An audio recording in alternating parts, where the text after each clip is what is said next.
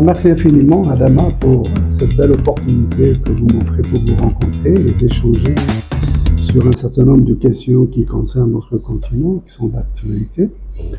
Effectivement, je me trouve depuis avant-hier à Dakar, dans le cadre d'un programme de renforcement des capacités des jeunes leaders sénégalais d'Afrique de l'Ouest et d'Afrique centrale, dans le cadre des activités du CACSUP, qui est une structure relevant de l'université Cheikh Anta Diop et qui a pour mission principale d'aider les jeunes dont les parents sont désœuvrés ou démunis pour pouvoir obtenir des bourses afin de s'inscrire dans les établissements d'enseignement supérieur au Sénégal et de par le monde. Ils ont des boursiers qui se trouvent dans plusieurs pays, y compris au Maroc, dans le cadre de la coopération Sud-Sud. Ce séminaire s'inscrit dans le cadre de la deuxième mobilité que nous avons fait dans le cadre de ce programme, qui est financé par l'Union européenne, par le CACSUP, par la Bulgarie. Comme vous le savez, j'ai eu dans le cadre de mes activités de vice-président de l'Association marocaine des exportateurs à effectuer une mission en Bulgarie il y a de cela 3 ans, avant le Covid, où nous avons créé une chambre de commerce mixte maroco-bulgare, dont l'objectif est d'ouvrir des opportunités d'exportation aux opérateurs marocains dans les pays du Balkan, à partir de Sofia, où nous disposons d'une ambassade qui est dirigée par une ambassadrice très active, Madame Zakia Midawi, à qui je rends un vibrant hommage parce qu'elle nous a soutenus dans toutes les activités que nous avons menées lors de mes différents voyages en Bulgarie. Et c'est dans le cadre des activités de cette chambre de commerce qu'un des membres nous a suggéré de voir comment on pourrait travailler avec leur groupe qui est destiné à soutenir la formation des jeunes, le renforcement de leurs capacités afin qu'ils puissent se prendre en charge. Et c'est à la suite donc de ces échanges que nous avons rencontré ces structures et nous avons convenu de collaborer ensemble et nous avons formulé une requête de financement à l'Union européenne qui a accepté donc de nous accompagner pour réaliser cette activité, qui va permettre aussi de faire des échanges entre les jeunes bulgares et les jeunes ouest-africains. Donc on va recevoir une délégation de la Bulgarie composée de jeunes pour qu'ils voient un peu les réalités sur le terrain et aussi donner l'occasion à 15 leaders d'aller visiter aussi la Bulgarie. Certains, la majorité d'entre eux n'ont jamais pris l'avion, ils n'ont jamais voyagé, ils sont situés pas seulement à Dakar mais dans différentes zones rurales, n'est-ce pas, du Sénégal, le Sénégal profond. Donc c'est un programme destiné aux jeunes leaders.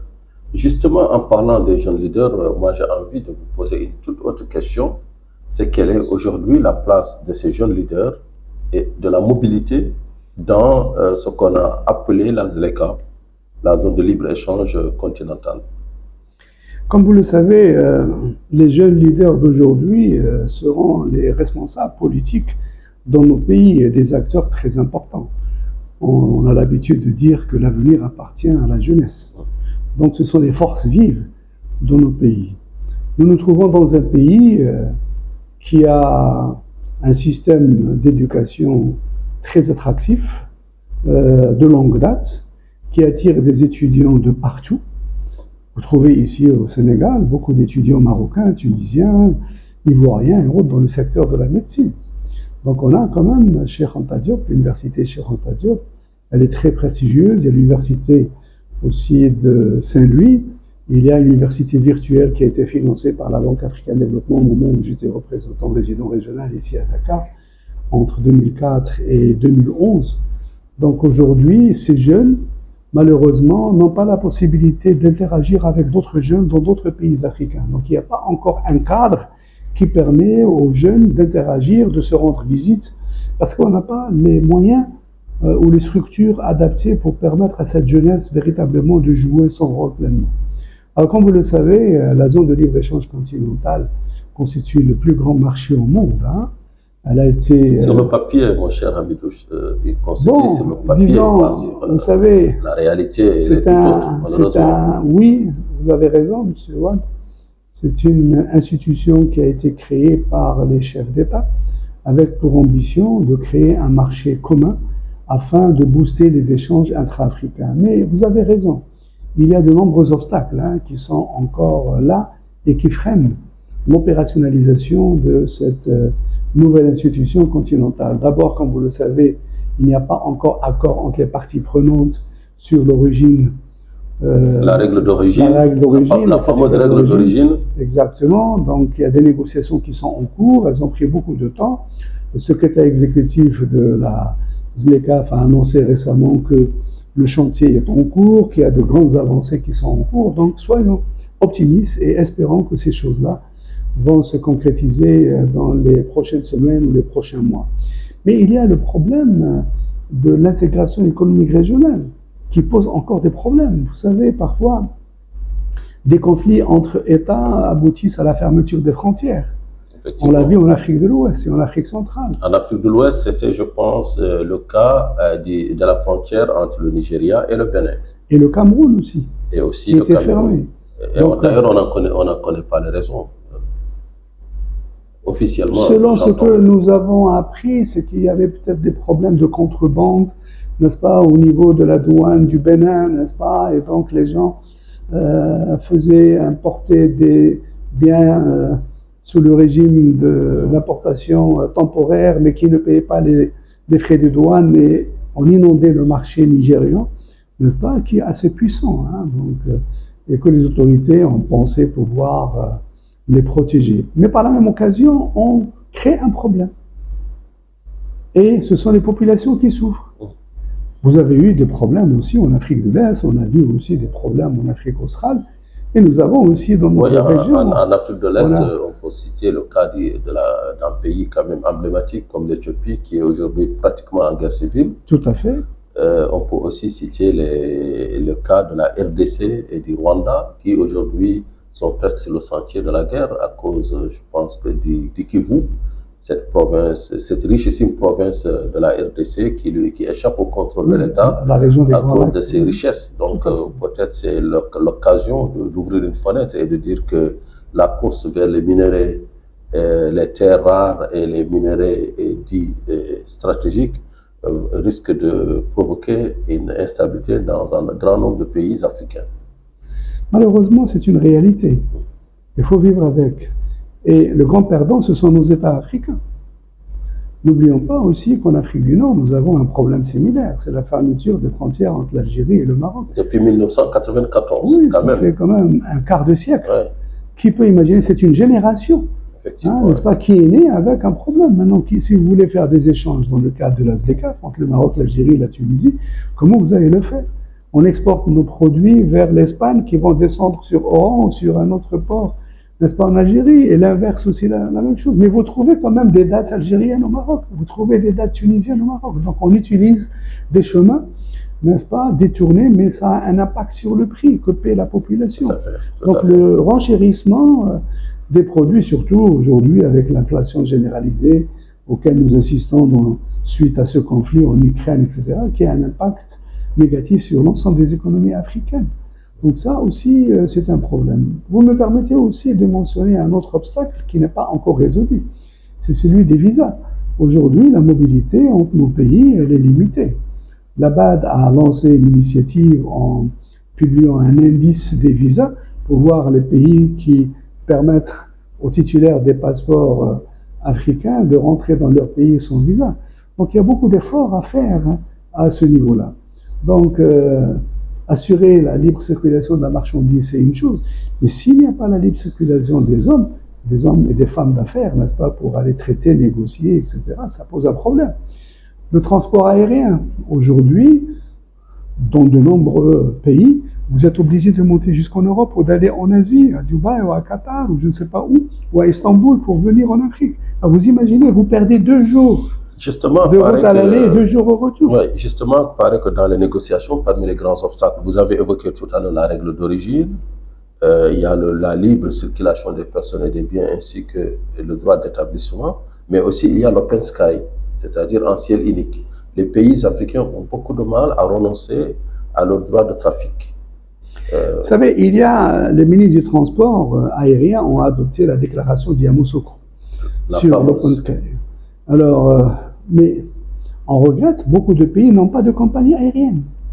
Mais ces pays peuvent quand même vendre leurs droits de trafic, parce que c'est ça aussi. Oui, mais il faut attirer. Ou renoncer au profit. Il faut attirer ces partenaires stratégiques. Il faut attirer ces entreprises. Il y a beaucoup de sociétés, je ne veux pas les citer, qui ont des difficultés à trouver un partenaire stratégique pour les accompagner. Il y a certains qui n'ont pas d'avion. Ils ont une compagnie réelle, mais sans avion. Il y a d'autres qui ont des avions, mais qui sont mal gérés, n'est-ce pas, avec un sureffectif aussi qui plombe les finances et la rentabilité et la gestion commerciale de ces entités. Donc là aussi, il faut à mon avis faire un peu de nettoyage et rendre l'entreprise attractive. À cela peut-être s'ajoute aussi la parafiscalité sur les aéroports, parce que si vous décomposez un billet d'avion sur l'Afrique, en général, plus de 40% c'est des taxes aéroportières, plus d'autres taxes pour le financement des infrastructures, ce qui fait que voyager dans nos destinations n'est plus compétitif comparé à d'autres zones. Vous avez parfaitement raison. Vous vous souvenez, lorsqu'on a lancé ce projet de nouvel aéroport au Sénégal, AIBD, le gouvernement a créé une taxe de développement des infrastructures aéroportuaires. Elle était fixée d'abord à 25 €, après à 40 ou 45 € pour les vols internationaux et 1 € pour les vols intérieurs. Mais ça a quand même servi à contribuer au financement, à donner des garanties, n'est-ce pas, avec le compte séquestre. Le fameux compte séquestre, n'est-ce pas, avec l'organisation internationale de l'aviation civile, n'est-ce pas, avec l'association des pilotes et des compagnies aériennes, etc. Et ça a donné des résultats. Mais le problème, c'est que parfois, vous avez des taxes dont les ressources ne sont pas utilisées pour investir, soit dans la modernisation ou l'élargissement, n'est-ce pas, de ces aéroports, etc. Donc, pour moi, si une taxe est créée, elle doit être limitée dans le temps jusqu'à ce que le projet soit réalisé. Après, il faut réduire. Je vais vous donner un exemple. Une fois, j'ai reçu une délégation des États-Unis, ici à Dakar. On a traité avec eux un certain nombre de dossiers et ils voulaient faire un déplacement de Dakar sur Niamey. Ils nous ont annoncé qu'ils devaient partir, mais le lendemain, ils sont revenus nous voir pour nous dire on a renoncé à voyager sur Niamey parce que le prix du billet entre Dakar et Niamey est 3 fois plus cher que celui entre Dakar et New York. Donc ça, ce sont des réalités. Effectivement, ce sont des réalités. Malheureusement, mais il y a un effort à faire à ce niveau-là. Exactement. Donc, on parle de l'intégration africaine, des obstacles à cette intégration, des obstacles qui ne doivent pas nous décourager, qui ne doivent pas nous inciter au pessimisme plutôt, bien au contraire. Et justement, parmi les raisons qui nous poussent à espérer, il y a peut-être ces grands projets d'intégration, comme le gazoduc Maroc-Nigeria, ou les gisements gaziers sénégalo-mauritaniens qui pourraient peut-être être appelés à la rescousse de ce grand projet qui va non seulement valoriser le gaz ouest africain, mais aussi permettre peut-être à l'Europe de réduire sa forte dépendance à la Russie. Alors, cher Hamidou, est-ce que déjà ce gazoduc Maroc-Nigeria, c'est un projet ou une réalité? Écoutez, c'est un projet structurant qui a été lancé depuis 2016 à l'occasion de la visite de Sa Majesté le roi Mohammed VI au Nigeria. Donc des protocoles ont été signés et depuis lors, beaucoup de travail a été fait, notamment pour la réalisation des études de faisabilité qui se font en phase. Vous me permettrez de mentionner que ce projet a déjà bénéficié de l'appui d'institutions internationales comme la Banque islamique de développement, comme le Fonds de l'OPEP, qui, aux côtés de l'ONIM du Maroc et la NNPC du Nigeria, cofinancent la réalisation de ces études. Donc il y a plusieurs volets, les études techniques, les études d'impact sur l'environnement, etc.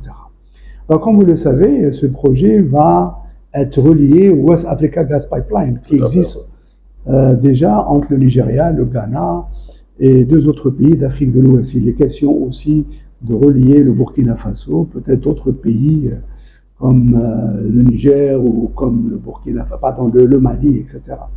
Et l'objectif principal, hein, c'est ça ce qui fait la beauté de ce projet, c'est pas tout simplement d'amener le gaz des champs gaziers du Nigeria vers l'Europe en traversant 13 pays ouest africains, mais c'est également de permettre à la population de cette zone de bénéficier des centrales électriques qui vont être construites, n'est-ce pas, sur l'ensemble de ces pays qui seront traversés par ce pipeline afin de permettre l'électrification, n'est-ce pas, de nos villages, de nos villes, etc. Et je me plais de rappeler que les statistiques des Nations Unies, de toutes les institutions spécialisées, nous disent que sur le 1,2 milliard de citoyens africains, la moitié, 600 millions, n'ont pas accès à l'électricité. Ça, c'est un véritable scandale. Il faut mettre un terme à cette situation. Donc, ce projet va permettre aussi, il ne faut pas l'oublier, donc c'est un nouveau écosystème qui va voir le jour. On aura besoin d'investir dans la formation des ingénieurs, des techniciens. Donc, il faut préparer. Les universités, les écoles spécialisées doivent s'adapter. Mais est-ce que le projet ne se heurte pas aujourd'hui à un problème de financement? Écoutez, pour l'instant, le coût du projet est estimé à hauteur de 25 milliards de dollars. Si je prends le cas du projet de pipeline de gaz qui relie le Mozambique à l'Afrique du Sud, le fameux projet Delgado, n'est-ce pas, dans lequel qui est compromis aujourd'hui. Les opérateurs privés comme Total Energy, etc., quand même, ils ont mobilisé 20 milliards de dollars pour faire un projet entre deux pays. Alors vous imaginez, quand il faut faire un pipeline sur 5660 km à 25 milliards, donc il va être plus économe par rapport aux autres projets qu'on a vus, n'est-ce pas, ici et là. Et quand vous comparez aussi ce pipeline avec ceux qui existent de par le monde, sur les différents continents, je pense qu'il va être rentabilisé, il va avoir un impact très positif sur nos économies. Alors pour revenir au gaz de la Mauritanie et du Sénégal qui va être exploité à partir de l'année prochaine, donc son exportation va commencer immédiatement à travers des méthaniers, donc sous forme liquéfiée. Donc il va être exporté partout dans le monde, y compris en Europe.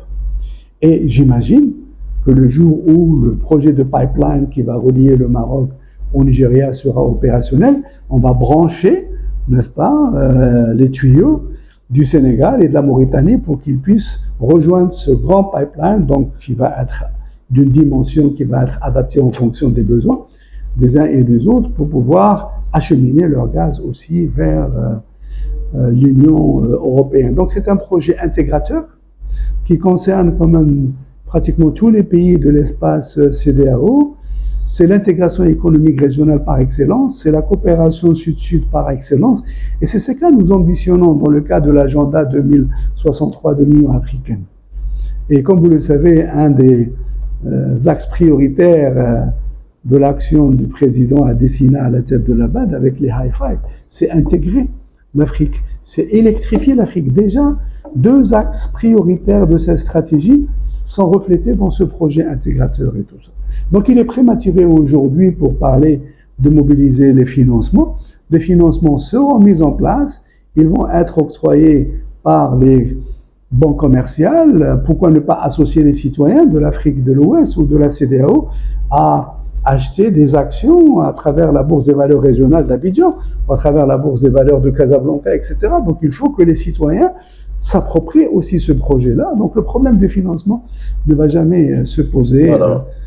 Effectivement, on peut imaginer des projets intégrateurs qui sont cotés dans nos bourses africaines. Ça permet de passer à la finance. Le fait que les marchés de capitaux aujourd'hui ne soient pas tellement intégrés, est-ce que cela ne réduit pas le potentiel d'autofinancement justement de l'Afrique? Je ne pense pas. Vous avez dû suivre qu'à Rabat, il n'y a pas longtemps, on a assisté à la naissance, n'est-ce pas, d'une association des fonds souverains africains. J'ai eu l'honneur de participer donc à cette manifestation qui a duré 2 jours à Rabat. Donc on avait non seulement des fonds souverains africains, mais il y avait aussi ceux du Moyen-Orient et ceux dans d'autres pays, et tout le monde est mobilisé. Donc que vont faire ces fonds souverains qui vont gérer l'épargne qui va être générée, n'est-ce pas, par les ressources minières que nous disposons sur le continent africain. Donc ils ont un rôle de catalyseur pour mobiliser les ressources financières très importantes. À Casablanca, comme vous le savez, nous avons Casa Finance City. n'est-ce pas, où il y a un écosystème international d'entreprises dont les activités sont orientées vers l'intégration économique en Afrique, etc. Nous avons des places financières à Maurice, en Afrique du Sud, au Nigeria, au Ghana, à Abidjan, le Caire et tout. Nous ne manquons pas de ressources pour financer des projets structurants, d'autant plus qu'il ne s'agit pas de projets normaux, il s'agit de projets stratégiques qui répondent à des questions d'ordre géopolitique et géostratégique. L'Afrique doit se prendre en charge notre développement, on doit être assis dans le fauteuil du conducteur. C'est nous qui devrions le conduire et non pas nous laisser imposer des idées, d'ailleurs, qui ne répondent qu'à l'intérêt d'autrui et pas forcément ceux de l'Afrique. Alors, vous dites que l'Afrique doit se prendre en charge. En fait, c'est le secteur financier, le vrai problème, c'est le manque d'harmonisation du cadre fiscal entre pays africains, ce différentiel de traitement qui fait que pour, par exemple, un fonds comme le fonds souverain du Botswana, c'est beaucoup plus rentable d'aller investir hors du continent, dans les grandes places financières, que plutôt d'aller au Maghreb ou bien d'aller en Afrique de l'Ouest. Parce qu'il y a un problème d'attractivité, il y a un problème de cadre qui n'est pas attractif, le cadre fiscal et incitatif n'est pas ses places. Malheureusement, vous trouvez parfois dans certains pays ou certains fonds, les gestionnaires ne sont pas forcément des nationaux. Ce sont des étrangers qui sont reliés à des places financières internationales où il est plus facile, à travers une trading room, une salle de transaction, prendre le téléphone de quelqu'un qui est à Singapour, à Londres, à New York ou à Zurich pour placer l'excédent que vous avez. Il faut créer une dynamique inter-africaine pour que ce genre de relation existe. Est-ce que tous les pays disposent d'une salle de transaction? Non. Nous avons certaines banques commerciales qui ont une salle de transaction. Est-ce que c'est le cas de toutes les banques commerciales? Non. Est-ce que vous avez des gens en face d'un écran qui suivent la bourse d'Abidjan ou de Johannesburg ou de Casablanca ou de Maurice au jour le jour pour placer l'argent ou l'excédent qu'il a dans ces places? Malheureusement, ça n'existe pas.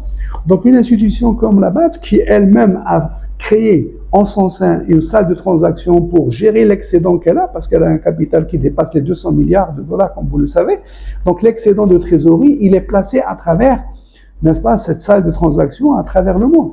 Donc essayons, peut-être la BAT peut prendre du leadership pour intégrer ces places financières à travers le continent pour qu'elles communiquent entre elles. Donc souvent, c'est un problème de déficit de communication. Ce ne sont pas les opportunités qui manquent. Ouais. Et la CNUSED, vous me permettez d'ajouter un élément, la CNUSED a toujours montré dans ses rapports que le taux de retour sur investissement en Afrique, il dépasse les 35%, alors qu'en Europe, il est de 4 ou 5%. Donc c'est la place où il faut investir, c'est l'Afrique. Ouais. Donc l'Afrique, c'est la place où il faut investir. Effectivement, comme vous avez dit, le retour sur l'investissement est très élevé. Mais que pensez-vous des pays comme la Libye aujourd'hui, qui sont depuis 10 ans en guerre avec tout leur potentiel? Un pays comme la République centrafricaine, qui est pratiquement en guerre avec 3/4 du territoire qui est occupé. Un pays comme le Mali, où le Nord, depuis 2012, échappe au contrôle de la capitale. Donc, est-ce que l'instabilité n'est pas l'un des facteurs aussi de découragement des investisseurs? Moi, en tant qu'observateur, parce que j'ai passé toute ma carrière sur le continent, je crois que c'est l'intrusion des intérêts étrangers qui viennent compliquer notre vie. Si on nous laisse gérer nos affaires tout seul, sans intervention étrangère, qui a créé le problème au Sahel? Qui est intervenu en Libye pour créer le désordre que nous connaissons depuis le temps que vous avez mentionné? Donc vous voyez, il faut que les gens assument leurs responsabilités. Comment? C'était le printemps arabe. Bon, ça a correspondu avec le printemps arabe 2011, mais le printemps arabe, bon, c'est quoi? Il ne tombe pas du ciel, vous voulez dire? Oui, exactement. Donc, vous voyez, il y a des intérêts. On a vu la Tunisie, je rappelle, le président tunisien a pris la fuite, le président d'Égypte est tombé, et ensuite la Libye a vu une insurrection en son sein. Il y a eu un accord d'exclusion voté au Conseil de sécurité, au-dessus du ciel de Benghazi. Peut-être cet accord a été étendu jusqu'à Tripoli. Toujours est-il que Kadhafi est tombé. Alors, est-ce qu'il y a un complot ou bien qu'est-ce qui s'est passé? Écoute, avant les événements de Libye, il y avait les événements en Irak. Ouais, l'Irak, On a prétendu que Saddam les armes de Hussein avait destruction l'arme massive. nucléaire, Ouais, exactement. mars 2003. Alors il s'est effectivement. avéré que tout ça c'était un mensonge. Effectivement. Donc vous voyez, les forces en présence sur le terrain compliquent notre vie. Qu'ils laissent notre continent choisir sa voie, travailler la main dans la main, ne soyons plus divisés comme nous le sommes, n'est-ce pas? Pensons aux intérêts suprêmes de nos pays, de nos peuples, n'est-ce pas? Tout le monde a beaucoup à gagner avec ça. Mais ces divisions, ces problèmes entre personnes, ces chamailleries qu'on a à droite, à gauche, etc., est-ce que c'est positif tout ça? Alors je pense que depuis les années 60, lorsqu'on a accédé à ces indépendances, ça fait plus de 60 ans, tout le monde célèbre 60 ans d'indépendance. Mais beaucoup de gens ici, dans les villages, me disent, mais c'est pour quand la fin de l'indépendance? L'indépendance ne nous a apporté absolument rien. Donc il y a une prise de conscience quand même que nous avons agi comme des enfants gâtés, avec des ressources mal gérées, de la corruption, la mauvaise gouvernance, etc. Mais il y a des efforts qui se font, il faut terminer avec une note d'espoir. Voilà, une note d'espoir, donc est-ce à dire que la ZLECA avance bien ou avancera bien? Je pense qu'elle est en train de mettre en place ces structures. Elle n'est pas encore opérationnelle à 100%, parce que jusqu'à présent, on ne nous a pas annoncé la signature d'accords entre 2 ou 3 pays, n'est-ce pas, qui permettent la libre circulation en totale exemption des droits de douane, parce que c'est de cela qu'il s'agit, etc. Donc, formons le vœu, n'est-ce pas, que ça se passera bien. Aujourd'hui, nous avons des communautés économiques régionales comme celle de la CEDEAO, qui est la plus performante parmi les 8 CER que nous avons sur le continent, où il y a la libre circulation. Ils n'avaient pas besoin de la ZLECA pour pouvoir commercer, échanger, etc. Donc c'est un modèle. Donc regardons ce qui se passe chez nous, dans notre espace, avant d'aller voir ailleurs. Il y a aussi le problème de la langue aussi qui se pose. Vous savez, l'Afrique est divisée en 2 groupes linguistiques, les francophones et les anglophones, 27-27, on est à égalité. Les lusophones. Plus les lusophones et un pays hispanophone, la Guinée équatoriale, qui a intégré la zone France-CFA, etc. Bon. Donc il y a quelques obstacles, mais quand il y a la volonté politique. Mais est-ce que cette dimension linguistique est un obstacle, les francophones? À mon avis, non. Vous savez, nous les francophones, on maîtrise très bien la langue de Shakespeare. Je pense que et ce n'est pas le cas dans l'autre sens. Sauf il y a des exceptions. Oui, oui, exactement. Quand je vois Adesina parler en français, en anglais, vous ne pouvez pas dire que... Peut-être c'est parce que l'anglais aussi est la langue dominante dans le monde, c'est la langue des affaires. Donc quand on la parle déjà, est-ce qu'on a besoin de parler français?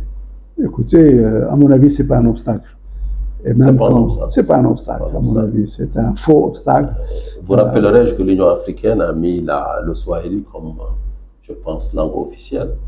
Oui, ils doivent ajouter l'arabe aussi, ils doivent ajouter aussi d'autres langues, etc. Regardez les langues officielles aux Nations Unies, les langues officielles à l'Union européenne. Donc ça fait travailler les traducteurs, les interprètes, etc. Pourquoi pas? Ça crée des opportunités d'emploi.